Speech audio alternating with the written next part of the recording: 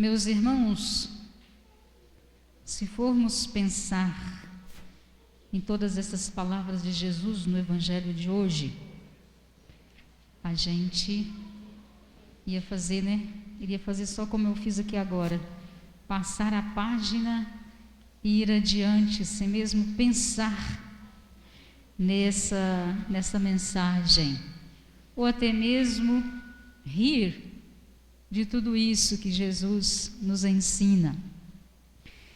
Mas vamos trazê-lo para a nossa realidade, vamos trazer estas palavras para a nossa realidade e vamos refletir um pouco no que a liturgia nos ensina hoje. E comecemos pela primeira leitura de São Paulo aos Coríntios, onde São Paulo fala dessa nossa condição humana e espiritual, dessa nossa condição humana, de pessoas que somos seres terrestres, mas somos também seres celestes. Porque nós fomos criados do barro. São Paulo fala do primeiro Adão e do segundo Adão. Aquele primeiro Adão tirado do barro está em nós.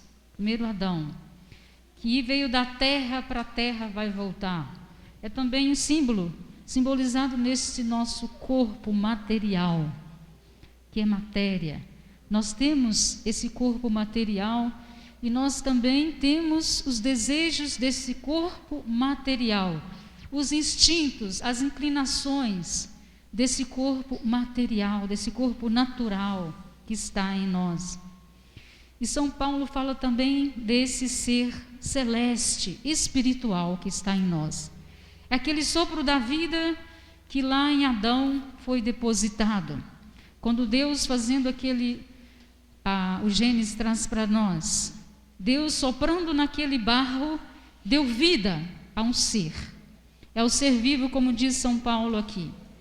É o ser vivo vindo daquele sopro da vida, aquele sopro de Deus. E também nós somos esses seres espirituais. Temos em nós esse espírito vivificante, como diz São Paulo, que nos vem do Cristo. Porque, embora sejamos homens terrestres, somos chamados a atender em nós também esses anseios do homem espiritual, do homem que veio do céu, que tem o sopro da vida em si, desse homem, imagem e semelhança de nós, desse homem que é cristão. Nós aqui que estamos aqui reunidos, somos cristãos e decidimos, com o nosso batismo, com a nossa crisma, a sermos seres cristãos. Somos todos cristãos. E aquele que é cristão precisa deixar transparecer nas suas atitudes, nos seus gestos, nas suas palavras, esses ensinamentos de Jesus. Esses ensinamentos de Jesus e o que Jesus fez também. E essa imagem e semelhança com Deus se revela nisso. Podemos pensar em que nós somos parecidos com Deus. Deus é um espírito, mas é um espírito que não há corpo, mas é um espírito perfeitíssimo, como nós aprendemos no catecismo, né? Quem é Deus? Deus é um espírito perfeitíssimo, eterno. Então essa perfeição a qual nós somos chamados como cristãos, revela em nós essa imagem e semelhança com Deus. Nós precisamos ser pessoas cristãos que tenhamos em nós os sentimentos de Jesus para com os outros. São Paulo muitas vezes fala também do homem velho e no homem novo, a mesma figura que São Paulo utiliza, a mesma analogia, porque trazemos em nós o homem velho, carregado de todas as tendências para o mal, como nós vamos ver no Evangelho, e trazemos em nós também esse homem novo, vindo do próprio Jesus, da nossa semelhança com Deus, desse nosso querer viver a santidade e a perfeição a qual Cristo nos chama. E é esse homem novo que nós estamos aqui para construir. Esse homem novo, esse homem espiritual, é Ele e nós queremos alimentar. Quando nós em oração, em comunidade, nós nos voltamos para Deus, nos entregamos a Deus e nos dispomos a viver o que Deus deseja de nós, a vontade de Deus para a nossa vida. E é aí que Jesus traz essas palavras que estão no Evangelho. Se vocês fizerem como os pagãos, né? Porque Jesus nos alerta, meus irmãos, porque o homem velho, esse homem terrestre, está sempre querendo vencer. E tem as tendências da carne, como diz São Paulo, tem as tentações do mundo e as tentações do demônio também. São os nossos inimigos, são aqueles que nos atacam nesse ser espiritual que somos. E Jesus nos alerta com as palavras, Jesus nos alerta: amai os vossos inimigos e fazei o bem aos que vos odeiam. Aos que vos odeiam. Fazei o bem. Jesus nos convoca à ação. E esse amor a qual Jesus se refere não é um amor qualquer, porque ele vai falar depois. Não é um amor interessado em receber em troca o que foi dado. É um amor ágape. É o amor com o qual Cristo, é o amor com o qual Deus nos amou, enviando o seu Filho. É o amor com o qual Cristo se entregou na cruz por nós. É o amor ágape. É um amor desinteressado. É um amor desprendido, totalmente doado. É o amor doação. E esse amor, é com esse amor que Cristo nos chama a amar uns aos outros. E é por isso que ele nos faz esses alertas. Se vocês fizerem como os pecadores, aqui ele se refere aos pagãos, que não conhecem o Evangelho, que não conhecem a mensagem dele, se vocês fizerem como eles, emprestando só a quem empresta, amando só quem vos ama, dando a quem vocês de quem vocês esperam receber, que mérito tereis? Isso é uma troca, não é amar. E é por isso que nos nossos relacionamentos, o amor que deve nos guiar é o amor ágape. Seja na nossa entrega para com Deus, nosso relacionamento para com Deus. Não podemos só ficar, querendo, venha a nós, venha a nós, venha a nós. Muitas vezes a nossa oração é uma oração interesseira. O nosso relacionamento com Deus é um relacionamento interesseiro, de troca. Eu te dou oração, você me dá isso. Eu te faço uma promessa, você me dá isso. Eu faço isso, não. A nossa oração, nosso relacionamento com Deus deve ser de entrega. Porque Ele nada precisa de nós, se formos pensar assim, bem. Deus não precisa de nossas orações, nossos louvores. Não. Nós é que precisamos de Deus. Por isso que aqui estamos. E Ele nos acolhe, Ele nos recebe, porque Ele é todo misericordioso, como vai dizer Jesus. Nos acolhe nas nossas fraquezas, nas nossas limitações, nas nossas misérias. Ele nos acolhe, nos perdoa, com esse amor ágape que é próprio dele. É Ele que nos ensina. Não somos capazes de amar desta forma, com esse amor ágape, se Deus não nos inspira, se o Espírito de Deus não nos conduz, se o Espírito Santo não age em nós. É por isso que a nossa oração deve estar tão unida, A nossa oração deve ser de comunhão com Deus, de união com Deus, para que sejamos capazes de amar o outro com esse amor ágape, amor ágape. E Jesus faz uma série de alertas para nós. Se nós não prestarmos atenção e vivermos o nosso cristianismo nessa dinâmica da troca com Deus, com os nossos irmãos e irmãs, não é o jeito que Jesus nos ensina. Não é o jeito que Jesus nos ensina. Nesses dias, vendo, lá em Petrópolis, essas coisas que estão acontecendo, a gente vê ali, a televisão está nos mostrando, algumas outras, alguns meios de comunicação estão nos mostrando, a internet, enfim, como as pessoas ali estão se doando por estranhos que eles não conhecem, os motoboys carregando doações, pessoas de outras cidades, outros estados, os governantes tentando ajudar, né? E, enfim, aquele é um amor ágape. É um amor que se doa sem interesse, sem mesmo conhecer. Está ali um amor de entrega, aquele é o amor ágape. E nós precisamos aprender no nosso dia a dia esse amor ágape com os nossos irmãos e irmãs, lá na minha casa, na minha família. Às vezes nós estamos limitando o nosso amor com o marido, com a esposa, com o filho, com a filha, com a avó, com o avô, aqueles que convivem conosco. Ah, mas ele não fez isso. Ah, mas ele não arrumou a cama. Ah, mas ele não... Podemos sim fazer a correção fraterna, né? Mas muitas vezes nós nos reservamos, nosso amor não é de entrega.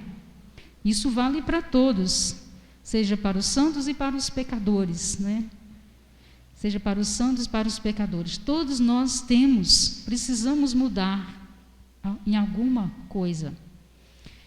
E a última palavra que o Senhor nos ensina, como o Salmo vai dizer, o Senhor é bondoso e compassivo.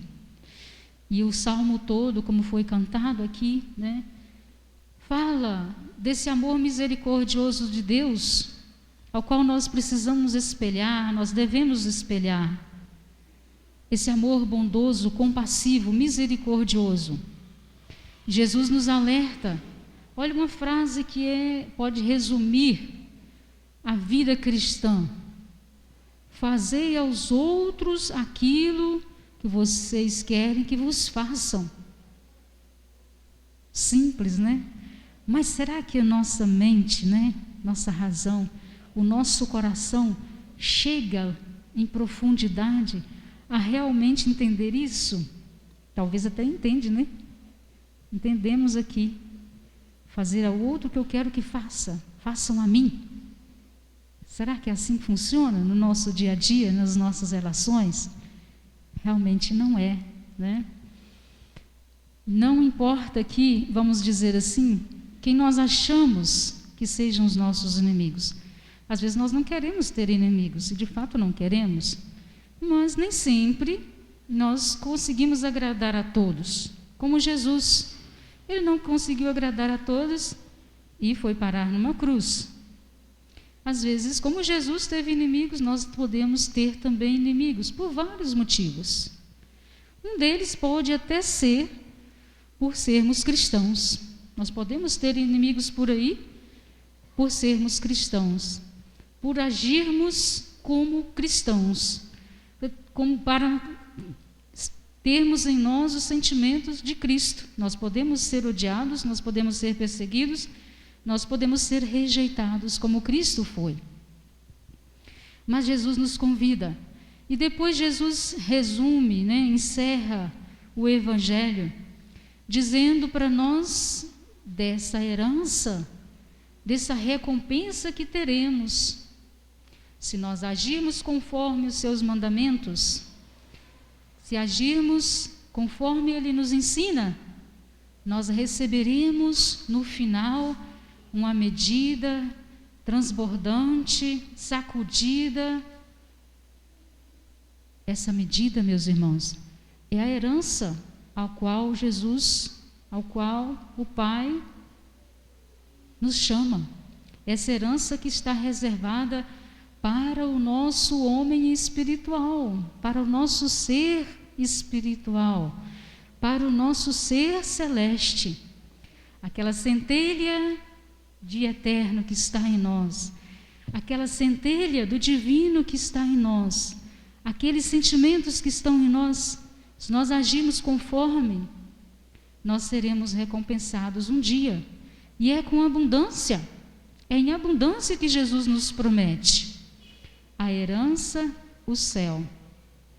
Só voltando na primeira leitura, para ela não deixá-la, né, porque ela também faz parte desse cordão, né, dessa corrente que a liturgia nos traz, nos ensinando o agir cristão como é.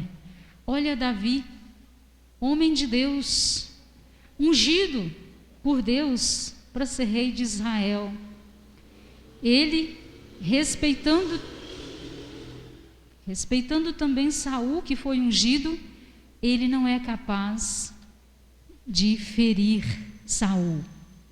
Saul, conduzido por este homem velho, como relata a primeira leitura, conduzido por este homem velho,